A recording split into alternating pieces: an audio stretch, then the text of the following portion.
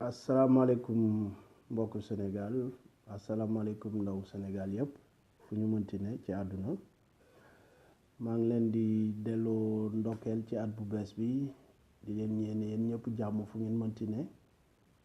li ngeen di ut ak li ngeen yéene yëpp ci seen xol yéen a ko xam na ko yàlla def jàppale leen ci lu ngeen mënti ne mu am ci yokkute ba yëg ko yéen ak seeni mbokk. waaw bu loolu weesoo dama bëggoon waxtaan tey ak yéen ci li xew ci dëkk bi ñu gis ko muy procès Khalifa Sall ñu bari wax nañ ci mais ku ci ne am nga ci sa xalaat man nag sama xalaat en tant que jeune au Sénégal en tant que membre de PASTEF ak gis-gis gi ñu bëgg a am maanaam projet de société bi ñu bëgg a andi Sénégal bu ñu askan wi joxe boppam te bëgg yooyu yëpp dañ fi procès Khalifa Sall jàngat gi ma ci am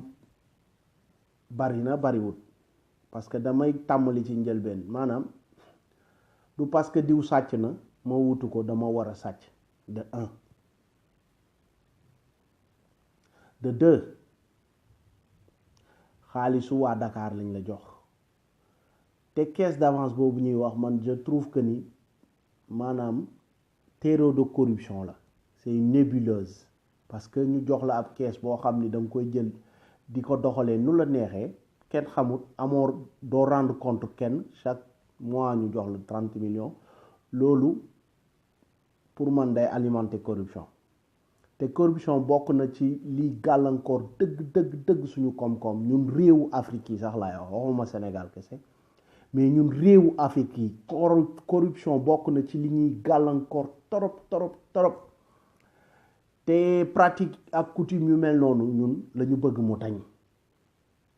mu génn ci réew mi lépp luy andi corruption ñu xeex ko corruption yamul rek ci tali bi tax policier bi taxaw ci tali bi nga jox ko ñaar téeméer wala ñetti téeméer mu bàyyi la nga dem loolu li muy jur mooy lan luñ ci gis oto yi daw ci tali bi te war ñu fa daw ku ci policier jàpp nga jox ko ñaar téeméer wala ñeenti téeméer bu dawee 1 kilomètre def accident ñi dee ci tali bi bari nañ lu ko waral pour man oto yi yu bari yi daw ci réew mi waratuñu daw dañ leen war a fourrière ñoom ñëpp borom oto yi nañu gisee seen bopp ku ci ne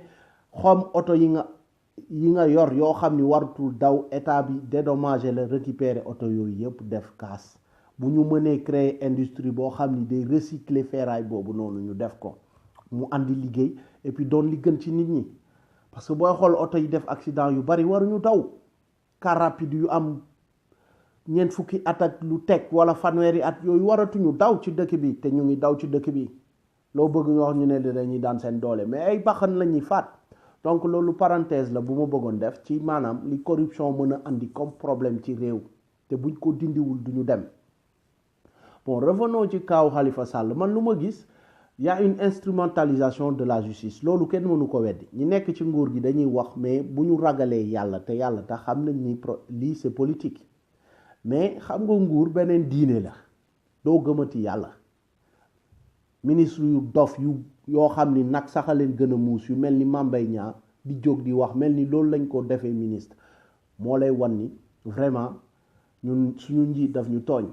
parce que ministre bu mel ni Mame Mbaye Niang kooku waratul ubbi gémmiñam di wax parce que nag sax a ko gën a yeewu mbaam sëf sax a ko gën a yeewu waa jooju muy jóg di wax mel ni loolu rek la am pour liggéey parce que ku nekk di wax mënoo liggéey kuy liggéey du wax donc dans un état quelconque que ça soit bon ngeen jéggal ma parce que dama bëgg di wax ak yéen ci olof saa yu may wax mais maanaam ci réew moo gis bu nguur gi di fal ak folli ay juge ak i procureur kooku du ñu wax sax risque instrumentalisation parce que le risque il est déjà réel dañuy wax instrumentalisation ci lañ jëm mooy am c'est-à-dire dans un état quelconque si l'exécutif se donne les moyens d'élire les procureurs et les juges, les magistrats, le risque de réinstrumentalisation, non seulement il est réel, mais l'instrumentalisation même prend corps. amoon na ci Ablaye Wade duñ ko weddi mais dafa gën a fës ci régime mu Macky Sall bi dafa gën a fës ni ñu instrumentaliser suñu justice te dama waxoon ni justice ci démocratie boo gis justice mooy téye démocratie maanaam bu réew naree dem ba weng justice moo koy delloosi ci yoon parce que yoon mooy doxal réew te yoon ñan ñoo ko yor ñi ne ci justice bi juge ak magistrat yi ñoo ko yor mais bu ñu bàyyee nguur gi jël loxoom yor ko ci torop ba téye leen di falaka folli di buma ko bumi réew moomu mu ngi jëm ci guuta parce que tey Macky Sall de 1 ba mu njëkkee toog dafa ne mandat 5 ans laay def du ma def 7 ans puisque le pouvoir corrompt nguur dafa neex nit ku ñuur bëgg ñeent nguur ba mu delluwaatee ci kàddoom conseil constitutionnel moo ko waroon ne déedéet mais juge fa ne moom moo leen nommé te juge fa ne du ñu def lu ko neexul donte mën nañ def lu ko neexul te mënul ci ñoom dara mais paccoo réew mi ak bëgg nguur mooy tax du ñu def li jëmale réew mi kanam li neex buur la ñuy def nga jóge ci conseil constitutionnel nga ñëw ci parquet mais procureur général moo chef procureur de la République le procureur de la République est sous la tutelle du procureur général mais lan la ñu gis fii procureur de la République day jël ay instructions par téléphone du ministère de la Justice maanaam il insubordonne même son supérieur qui est le procureur général donc ci kaaw Khalifa Sall bi luñ ci gis mais code de procédure pénale la procédure comment elle s'est déroulée ça devait même invalider mais carrément toutes les poursuites parce qu'ils ont violé toute la code de procédure pénale ils l'ont violé mais des violations flagrantes de ses droits même man mënuma laver Khalifa Sall totalement mais chaque citoyen a ses droits si ceux-ci sont violés mais yoon la avocat yi demandé ñu annuler poursuite yi parce que dañ koy gis ci réewu tubaab yi day def dara mu leer na ne moo def dara mais le fait que ñu violer code de procédure pénale bi day annuler poursuite yi mais bon comme que adversaire politique la Macky bëgg ko nasaxal bon te moo yor juge yi téye leen kon lu ko neex def te loolu danger la parce que suba ku fi toog wutu fi Macky dina fayu bu bëggee fayu day def ni Macky ni muy def te Macky bu mu fàtte ni am na fi njaboot man mii di wax ak yow suba bu ma fal woon président lu may njëkk a def mooy Macky du bouger dama koy def interdiction de sortie du territoire juge ko tëj ko comme ni muy def nit ñi te fayantoo loolu bu amee ci réew rek dina taal réew mi moo tax ma ne juge yi bu réew mi naree dem ci guuta ñoom ñoo ñu ci mën a génnee ñoom ñoo war a xool ci seen biir réuniru détaché wu carrément ci exécutif bi parce que ñetti pouvoir a am ci li ñu yàgg ma sa wax exécutif judiciaire ak législatif ñoom seen pouvoir la bu war a indépendant ak exécutif maanaam ministère de la justice sax waruloon woon am droit di siéger sax ñoom au sein de l'union des magistrats au sein même président bi waru fa siéger ministre de la justice bi waru fa siéger ministre de la justice boobu noonu dañoo war a wàññi ay prérogatives am ak ay pouvoir am ci kaw juge yi te loolu juge yi ñoo ci mën a xalaat wax ko ba mu nekk parce que député yi amuñu ministre y a pas ministre des parlementaires yooyu yëpp bon ñun ñu ngi koy xool fi ñu nekk nii Pastef parce que dañu bëgg a balayer liñ fi doon def yëpp ba andi fi réew mi tey gis nañ ni député yi représenté wuñu askan wi parce que lan seeni chef de parti yi ñoo leen fal député yi askan wi fal foofu assemblée dañ leen di compter donc assemblée boo xam ni député yi duñu député ak gox député parti lañ kooku assemblée boobu mënul défendre intérêt askan wi te ñun loolu nañu bëgg a changer réformer nu ñuy voter député yi réformer tamit fexe ba justice bi am benn indépendance am totale détaché wu carrément ci pouvoir exécutif bi parce que ñoom ñooy suñu garantie jàmm ak démocratie ci suñu réew mi juge yi ñoo ko yor bu réew mi naree tàkk ñoom ñoo ko war a fay parce que dañu yor pouvoir comme ni borom réew mi yore pouvoir comme ni exécutif bi yore pouvoir noonu la juge yi yore pouvoir député yi tamit dañu war a aar askan wi ci intérêt yi ñu am ci alalu réew mi ñu war ko doxalee ñoom ñooy voté loi yoo xam ni day protéger intérêt askan wi mais luñ ci gis tey defuñu seen liggéey donc juge yi ñoo war a réunir ci seen biir ñu xool nan la ñuy rocceekoo nan la ñuy roccee loxo nguur gi ci seen corporation gis nañ fi ay juges yu jub yoo xam ne dañu rendre des décisions ils ont lu le droit mais comme que arrangé wuloon nguur gi nan lañ leen def dañ leen a affecté ay punition la quoi comme que mënuñu leen dàq ñu affecté leen Tamba wala ay zone yoo xam ni bëgguñu fa dem mais da ngay xam ni lii du affectation simple li punition la parce que décision bi nga rendre neexul nguur gi bon lu tax nga rendre ko bon comme que mënuñu la simmi bon ñu punir la loolu la ñu war a bàyyi parce que loolu bu ñu koy def beneen ku fi toogaat tamit day def loolu te bu yàggee réew mi day tàkk juge bi libéré Abdoul Mbaye ki libéré Aïda Ndiongue ki libéré Barthélémy Dias pareil ñooñu ñëpp tey laaj leen fu ñu nekk pourtant il y a le principe de l'inamovibilité des juges du parquet maanaam fi ñu toog dañ fay sax loolu garantie la pour seen liberté bopp ci décision gi muy jël bu mënee toog war a àtte xelam dal mu leer ko ni man li may àtte nii dara duma ci fekk sama conscience moo ma koy may ma àtte ko mais juge bu toog war a àtte di xalaat ni bu ma àttee lii du ànd ak nguur gi mën nañ ma cee mer mais juge boobu du àtte yoon te ñoom foofu la injustice di jaar ba sax ci réew mi te réew mu bari injustice rek ci tàq la jëm te bu ñu fàtte waxoon naa leen ko ci sama vidéo bi weesu ne leen richesse bi ñu yor léegi suñu dëkk bi muy pétrole ak gaz buñ ci deful ndànk tubaab yi dinañ ñëw jaxase ñu taal dëkk bi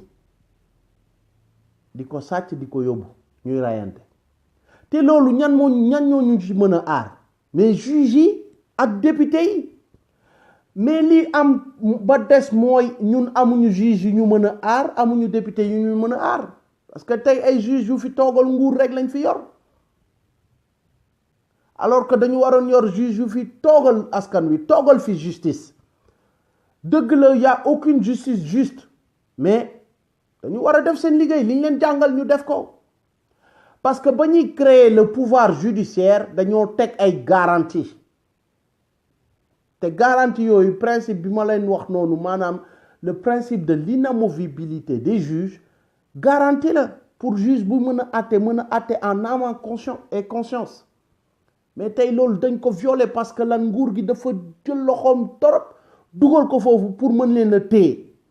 lu ko neex ñoom ñu koy def suba nguur bi du fi sax dañ fiy jóge bu neexee yàlla mais keneen ku fi toog bu melee ni moom bu melee ni Macky koo xam ni fayantu la bëgg te ba ko fi Laay Wàdd war naroon tëj fu ne mu dugg fa di jooy comme xale pour ñu bañ ko tëj moo gën a ragal kaso moom Macky mais tey ñaata nit la tëj ci kaso bi ñaata nit la tëj mais ba ko fi Laay Wàdd bëggoon tëj fu ne dem na fa di fa jooytu di fa jooy laay wax sax du ma wax jooytu di jooy ndax ragal ñu tëj ko kaso tey mu toog ci nguur bi di fayoo di fayantu di dàq sante di tëj ku wax mu tëj suba bu fi jógee keneen ku fi toog dina ko tëj moom wala tëj ay njabootam parce que rakam mu ngi fële caisse de dépôt et consignation toog si suñu alal ñun xamuñu nu mu ko yore mais tey lu leen neex def parce que xam nañ ni juge du leen condamné parce que ñoo yor justice bi mënoo nekk ci nguur nag yor justice kon askan gi nu ñuy def ci loolu laa bëggoon waxtaan ak yéen tey mais voilà ci yeneen i waxtaan tamit dinañ ñëw mais man procès Khalifa Sall bi yéen ñëpp xam ngeen nu mu demee cin bu naree neex bu baaxee xeeña ki ñu violé procédure bi depuis le début ba nii xam nga nu muy def dañ koy condamner plus de 6 mois comme ça va le rendre inéligible pour les élections c'est tout c'était ça le deal keneen ku fi génnoon tamit nekk danger dinañ ut nuñ la nasaxalee mais na askan gi yeewu parce que am na député te am na dirigeant Sonko dañu ñëw ànd ak moom pour changer yi yépp te ñu ngi ci xalaat ci fànn bu ne pour changer yi yépp Macky Sall ba Sonko nekkee inspecteur des impôts et domaines daf ko sonal directeur am dañ ko ne dàq ko amul lu muy def parce que mu ngi doon sulli mbootu nguur gi ñu ne il faut ñu dàq ko mais nit ku bëgg sa réew rek moo mel ku mel ni Sonko moo koy jaral ñu dàq ko te xam nañ ni ñun inspecteur des impôts et domaines fii Sénégal ku ko nekk na moo dara salaire bu baax nga yor condition yu baax nga yor mais moom xoolu ci loolu perte na liggéeyam parce que lan dafa xam ni lii warut wëy parce que suba suñu réew dootuñu ko moom dañ fiy dëkk rek mais duñ ko moom te il faut am ku mel ni moom ku war a jóg mëne combat bi ñu jàppale ko suba bu ñu askan wi joxe boppam ñu mën a changer lépp vraiment et man j'assume qu'on nous traite de jeunisme j'assume parce que mag yi fi ne wane nañ fi ñu yóbbu réew mi tey wane nañ seen cuune wane nañ seen mënin te Tanor Dieng jël parti socialiste jaay ko Moustapha Niasse kenn xamatul lu muy nirool parce que ñu ngi ko jox ab kees en tant que président de l'Assemblée muy lekk nu mu ko neexee ñeneen ñi boo leen déggul dañoo feebar wala daa am fu ñu leen def di leen jox ñuy lekk donc yooyu dafa war a jeex xaalis gu bari gu waroon delluwaat ci askan wi mu ngi ci ay loxo nit ñuy pàccoo réew mi alors que réew dañ ko war a pencoo bokk ko waruñu ko pàccoo voilà loolu laa bëggoon waxtaan ak yéen tey xam ni c'est aux juges eux-mêmes et aux magistrats de se réunir pour poser les bases de leur indépendance parce que dafa ram ba ñëw tey agsi ci ñag bi ñu perte seen indépendance donc c'est à eux de le récupérer ils connaissent les voies et moyens pour récupérer leur indépendance donc ils ont qu'à le faire voilà je vous remercie et puis maa ngi leen di jéggalu parce que olof laa bëgg di wax ak yéen comme ça askan wi xam li nit ñi wax ñu mën ko dégg xam li xew ci dëkk bi mën cee yeew combat bi nag carte électeur yi la parce que man mi sax di wax ak yéen jotuma sama carte te noonu la ko samay fukki moroom ak juróom yu dul jeex jotu ko maa ngi leen di gërëm nag ba beneen ci ay yeneeni waxtaan